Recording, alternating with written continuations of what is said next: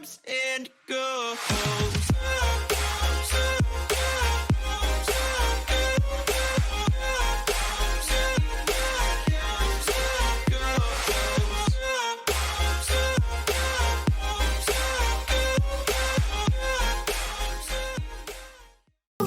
Hai, Assalamualaikum. Kembali lagi di acara Inspira Frame. Kali ini bersama Eki Paradaisi dan kita kedatangan seorang bintang tamu, yaitu Mas Rozi. Assalamualaikum Mas Rozi. Waalaikumsalam. Sehat ya?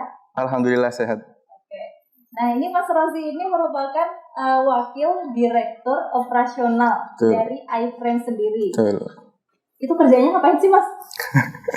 Kalau saya tugasnya bertanggung jawab atas 3 cabang rental iFrame. Jadi cabang Palagan, cabang utama, cabang Jogokarian, dan cabang Kusumanegara. Seperti itu. Itu berarti memegang 3 cabang itu ya? Iya, operasionalnya tanggung jawab saya. Oke, baiklah. Jadi meskipun menjadi wakil direktur operasional iFrame, tapi sekarang juga masih kuliah, Mas? Masih. Di UGM. Jurusan Ilmu Sastra. Dan spesialnya ini nggak cuma kuliah S2 aja, tapi juga melalui beasiswa ya, yaitu LPDP. Keren sekali, Mas. Dan mata lagi nggak cuma LPDP aja. Ini Mas Rozi itu dari SD juga iya nggak, Mas? Enggak. Oh, berarti SMP, SMA, kuliah S1, kuliah S2 semuanya tuh gratis karena pakai beasiswa. Betul, Mas? Betul. Oke. Yang pertama ini dari SMP itu kan pakai beasiswa dari LP Ma'arif NU SMP SMA-nya itu. Itu awalnya gimana sih, Mas? Boleh diceritain kok bisa dapat beasiswa itu? Apakah ada informasi dari orang tua atau guru atau gimana?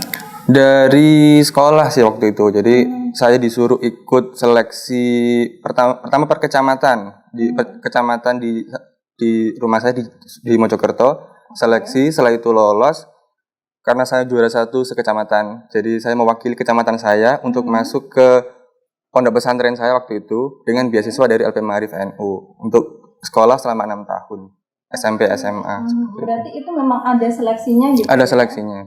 Oke, baiklah. Terus habis dari SMP ke SMA-nya itu masih dengan beasiswa itu atau seleksi lagi? Masih, karena program sekolah di pondok saya itu boarding school itu 6 tahun paket SMP SMA. Oke, baiklah. Berarti sekali seleksi langsung 6 tahun itu 6 tahun. Terus ya? Iya.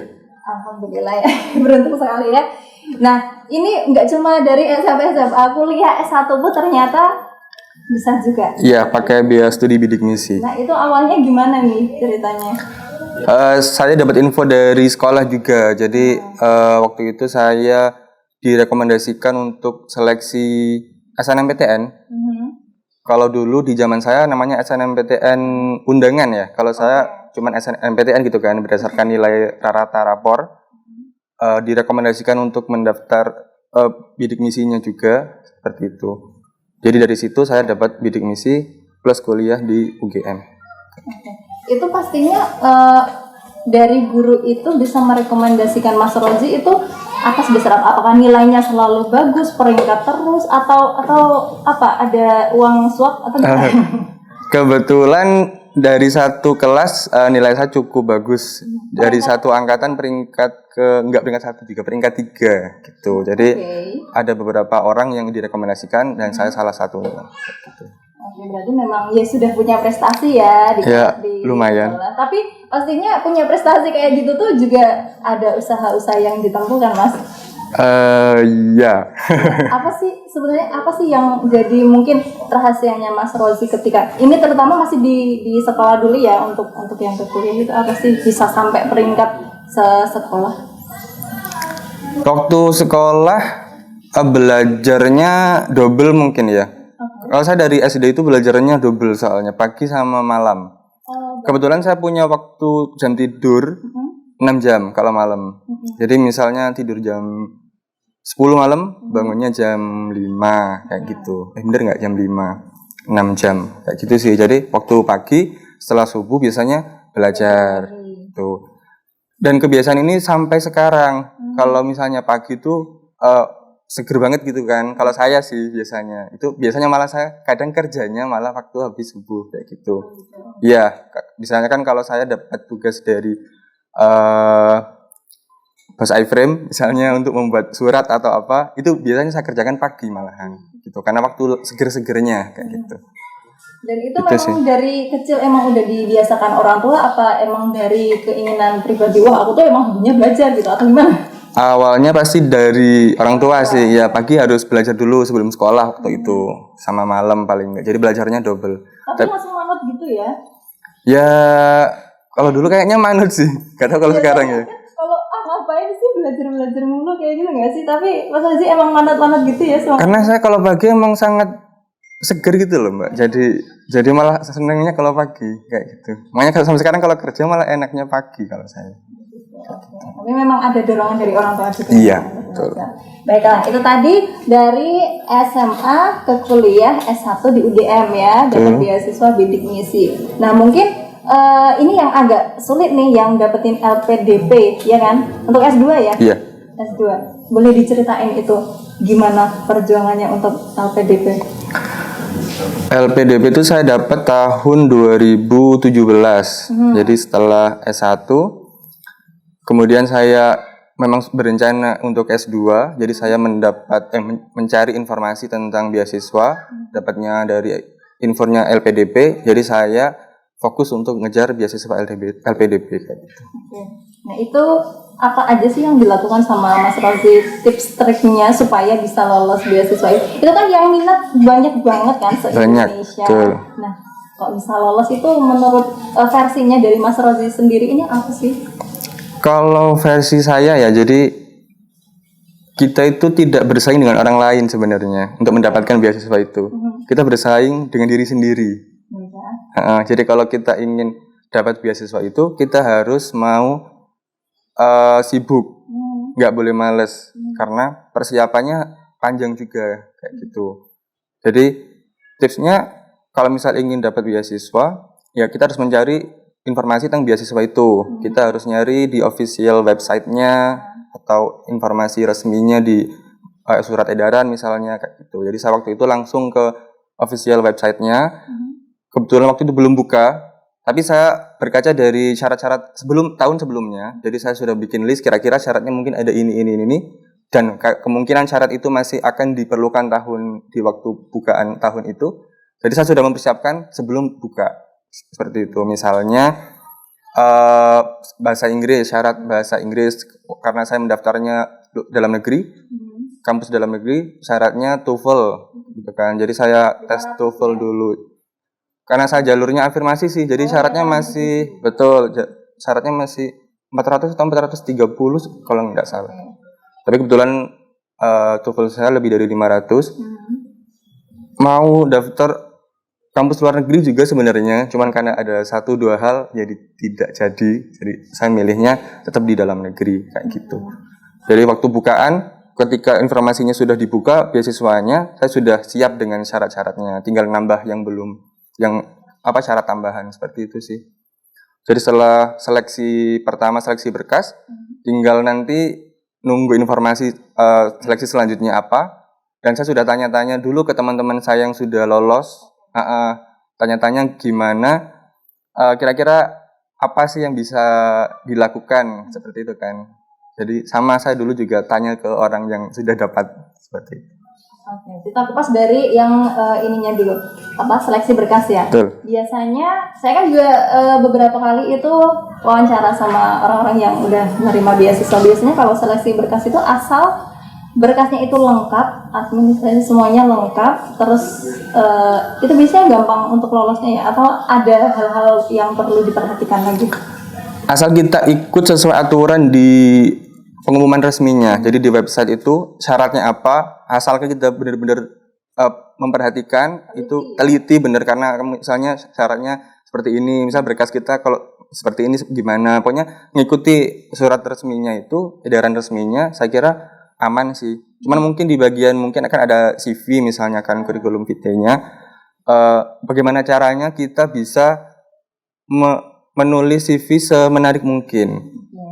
Menarik dalam arti bagaimana kita bisa membuat reviewer percaya bahwa kita layak mendapat beasiswa itu kayak gitu. Jadi misalnya di situ tertulis pengalaman organisasi. Kalau kita punya, kita cantumkan seperti itu. Jadi supaya kita bisa menarik di mata reviewernya kayak gitu sih. Kalau Mas Rozi dulu yang di CV-nya yang paling mungkin menonjolnya itu apa? Apakah menjadi ketua hima juga kan ya? Iya. Ya, apakah itu atau yang di pekerjaan atau yang apa? Mungkin salah satunya itu, karena setahu saya kan LPDP itu mencari bibit-bibit pemimpin tahun 2040 kalau nggak salah ya, saya juga lupa kayak gitu. Jadi memang memprioritaskan untuk orang-orang yang punya pengalaman organisasi, punya pengalaman menjadi pemimpin kayak gitu. Kebetulan saya waktu itu punya beberapa pengalaman organisasi, pengalaman kerja juga kayak gitu sih. Kemudian kebetulan bidang saya kan mengambil spesialisasinya filologi, ilmu tentang naskah gitu kan, naskah Melayu kalau saya, karena jurusan sastra Indonesia. Jadi itu mungkin menarik karena tidak banyak orang yang berminat di bidang itu. Oke, baiklah. Itu dari yang seleksi administrasi atau berkas ya. Terus habis itu lanjut ke seleksi online. Tapi setiap tahun sepertinya berubah sih, seleksi online formatnya berubah. Kalau di zaman saya cuman seleksi online-nya seleksi semacam seleksi psikologi tapi online. Iya. Tapi sepengetahuan saya di tahun setelahnya itu sudah berbeda tesnya. Seleksi online-nya ada 3, menulis esai on the spot juga, seleksi potensi akademik juga kayak gitu. Jadi mungkin setiap tahun berubah. Jadi yang utamanya kita bisa lihat informasinya sesuai di website resminya kayak gitu. Oke, kalau dari Mas Rozinya ini berarti sempat melalui seleksi online itu tadi ya, yang tes potensi akademik. Nah setelah itu apa, wawancara, apa FGD atau apa? Nah setelah itu biasanya disebutnya seleksi substansi sih namanya. Seleksi yang paling menentukan diterima atau tidaknya beasiswa itu. Kalau di tahun saya ada 3 seleksi.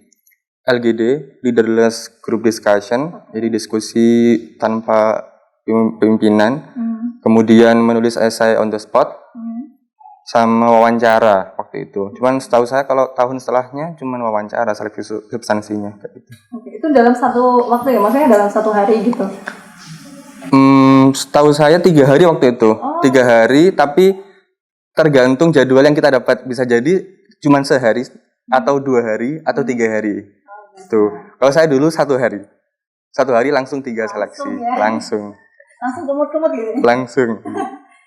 Nah, mungkin yang Mas Rozi ingat dari seleksi yang terakhir itu, yang mungkin itu paling bikin deg-degan nggak sih? Iya. Wawancara juga kan? Betul. Yang paling berkesan dari waktu itu apa aja? Atau mungkin pertanyaan yang, aduh, ini aku harus jawab apa misalnya gitu? Yang paling berkesan waktu wawancara mungkin ya, karena reviewernya itu ada 3 orang, 1 orang psikolog, yang 2 orang itu yang ahli dalam disiplin ilmu kita. Ilmu, kalau saya dulu ilmu sosial, jadi 2 orangnya ahli, 1-nya psikolog gitu. Yang paling banyak bertanya itu malah psikolog, karena wawancaranya itu berdasarkan CV kita kan, apa yang kita submit di berkas pendaftarannya itu, jadi ditanyain di situ. Kebetulan psikolognya tanya, ini posisinya masih bekerja waktu itu, jadi terus ditanya pekerjaannya seperti apa, prestasi selama kerja, kendala-kendala masalah yang dihadapi selama kerja dan gimana penyelesaiannya, seperti itu sih. Jadi malah saya tidak banyak ditanya tentang disiplin ilmu saya gitu. Cuman mungkin yang paling penting pasti akan ditanyai tentang study plan, rencana studinya seperti apa gitu, penelitiannya apa, kedepannya itu mau meneliti apa kayak gitu. Kebetulan saya memang sudah siap ditanya itu, saya siapkan mini proposal juga, jadi saya tahu harus menjawab apa waktu ditanya kayak gitu sih. Kalau Mas Rozi dulu jawabnya kayak gimana? Kebetulan saya masih linear penelitiannya dengan penelitian waktu S1 ya, jadi masih berkutat di dunia naskah Melayu abad 19 waktu itu. Meskipun karena saya agak susah mendapat naskahnya, jadi saya ganti topik, tapi tetap masih pakai naskah abad 19 untuk tugas akhir S2 saya sekarang. Gitu. Oke. Mungkin ini sebenarnya yang harusnya ditanyain di awal juga sih. Alasan kenapa Mas Rozi itu mengejar beasiswa, kan ini dari SMP, SMA, S1, S2. Kok kok langsung tertuju ke beasiswa gitu apa sih? Kalau waktu SMP SMA karena saya juga tidak tahu ya waktu itu daftarannya beasiswa, jadi waktu seleksi lolos jadi juara dan dapat beasiswa ya oke, saya terima. Terus waktu waktu S1 waktu kuliah kenapa bidik misi? Ya karena kahanan ya, karena keadaan gitu kan. Jadi saya datang dari keluarga yang tidak mampu secara ekonomi, tapi definisi tidak mampu secara ekonomi kan sesuai dengan kriteria bidik misi, tidak mampu untuk membiayai kuliah gitu. Jadi kan bidik misi itu biaya studi namanya, bukan beasiswa, pengetahuan saya itu biaya studi untuk membantu orang-orang yang datang dari keluarga yang tidak mampu membiayai kuliahnya, kayak gitu. Itu mungkin yang sering disalahpahami karena ada orang yang tanya, misalnya saya anaknya PNS, apakah boleh daftar bidik misi? Setahu saya bisa, ada kriterianya. Jadi pendapatan orang tua dibagi tanggungan keluarga, nanti mendapatkan angka berapa, dan kalau masih masuk standar bidik misi, kayaknya bisa dapat kayak gitu. Makanya saya juga waktu itu daftar bidik misi gitu. Kalau LPDP ya sama juga sih kan, biaya kuliah kan cukup mahal ya. Jadi ada kesempatan dan saya sepertinya bisa mendapatkan itu, ya saya berjuang untuk itu. Ya sudah, saya berusaha untuk dapat. Dan itu sekali daftar langsung lolos ya? Kebetulan ya. Daftar beasiswa gitu tapi nggak lolos? Sepengetahuan saya pernah sekali waktu mau S1. Kebetulan waktu masih menunggu informasi kelulusan, saya coba daftar salah satu, saya nggak bisa sebut ini, salah satu beasiswa untuk orang yang tidak mampu, gitu kan. Syaratnya harus pakai foto rumah dan lain-lain. Saya tidak lolos. Tidak lolosnya malah lucu. Tidak lolosnya karena rumah saya bagus, kelihatannya bagus gitu. Jadi kayaknya malah tidak lolos karena kelihatan mampu. Nilai bagus gitu ya? Iya, dinilainya mampu. Oke. Tapi berarti ditolak beasiswanya baru 1 kali ya? Kayaknya cuma sekali itu. Berarti kan termasuk apa ya? Jalurnya tuh alus-alus aja, ya kan? Ditolaknya ada loh yang ditolaknya tuh sampai 13 kali beasiswa, di nomor ke-14 itu baru diterima. Itu kan berarti perjuangan banget ya. Mungkin Mas Rozi juga punya perjuangan yang lainnya, yang mana jalannya itu bisa lurus banget, bisa alus banget. Itu kira-kira apa sih, mungkin amalan apa yang dilakukan atau rahasia apa gitu? Kalau amalan ya mungkin berdoa biasa sih. Cuman mungkin beberapa orang teman memang seperti itu, Mbak, bilangnya enak ya kamu jarang gagal. Kayaknya bukan jarang gagal, jarang misalnya daftar apa terus nggak diterima gitu. Dalam kenyataannya banyak, saya daftar apa, lomba apa nggak menang misalnya, sebenarnya banyak. Cuman saya itu orangnya pemilih dalam arti misalnya saya mau dapat sesuatu, misalnya dapat beasiswa atau menang lomba apa, saya harus baca syarat dan ketentuannya. Kalau misalnya saya pelajari, kalau misalnya saya kira-kira bisa dapat, saya akan berjuang untuk itu. Tapi kalau misalnya saya kira-kira enggak, ya saya enggak akan ambil itu. Saya akan mencari yang lain yang sekiranya saya bisa. Kayak gitu sih. Mungkin beda sama orang lain yang bisa, enggak apa-apa gagal, enggak apa-apa, coba aja semua yang gagal enggak masalah gitu. Kalau saya enggak, saya lihat pelajari dulu. Kira-kira saya bisa dapat enggak? Kalau enggak, saya enggak akan membuang waktu saya untuk memperjuangkan sesuatu yang sekiranya saya enggak bisa, kayak gitu. Jadi saya mempelajari dulu. Ya? Betul, saya harus mengukur dulu kira-kira saya bisa enggak, kayak gitu sih. Soal amalan-amalan, apakah itu benar dibaca? Mungkin berdoa sih ya. Gini, di keluarga saya itu ada budaya berdoa. Jadi orang tua saya selalu mengajarkan kita harus berdoanya bersama-sama. Orang tua mendoakan anak harus mendoakan orang tua, kayak gitu. Jadi orang tua mendoakan anaknya supaya sukses, selalu sehat, sama anak-anaknya juga harus doanya sama orang tuanya sehat supaya bisa terus berdoa, kayak gitu. Jadi doanya saling sambung, kayak gitu. Kalau kata ibu saya supaya doanya sambung, kayak gitu sih. Berdoa bersama ya, jadi nggak cuma dari anak aja, nggak cuma dari orang tua aja, tapi dua-duanya juga saling mendoakan. Oke, baiklah. Dan mungkin kalau aku boleh menyimpulkan juga, kalau menurutku salah satunya juga kedisiplinan dari Mas Rozi juga ya. Iya nggak? Ya, maksudnya disiplin belajar dari pagi malam itu kan apa ya, mungkin nggak semua orang bisa melakukan itu, konsisten untuk belajar terus menerus, konsisten untuk berjuang. Mungkin itu juga yang perlu diperhatikan. Iya, mungkin setiap orang mungkin beda cara belajarnya sih Mbak. Jadi perlu dicari aja ritme belajar yang seperti apa yang sekiranya nyaman dan cocok, kayak gitu sih sebenarnya. Oke. Mungkin ada yang mau disampaikan sebagai kesimpulannya dari Mas Rozi untuk teman-teman yang terutama yang mau mencari beasiswa itu apa? Silakan. Untuk teman-teman yang mencari beasiswa, jadi teman-teman harus tahu dulu mencari beasiswa apa kira-kira, tujuannya apa, harus mencari informasi resminya, kemudian harus benar-benar dibaca syarat dan ketentuannya, seperti itu harus dipersiapkan benar-benar, harus siap sibuk, siap capek, siap berjuang benar-benar, karena biasanya yang menerima beasiswa ya bukan orang-orang yang malas, karena kan mempersiapkan beasiswa syarat-syaratnya itu banyak gitu. Jadi kalau mau capek ya sepertinya akan dapat, kayak gitu sih. Oke, makasih banyak Mas Sama-sama. Rozi sudah meluangkan waktunya untuk Inspira Frame. Semoga video ini benar-benar bisa menginspirasi teman-teman semuanya. Dan see you in the next video. Dadah, wassalamualaikum warahmatullahi wabarakatuh.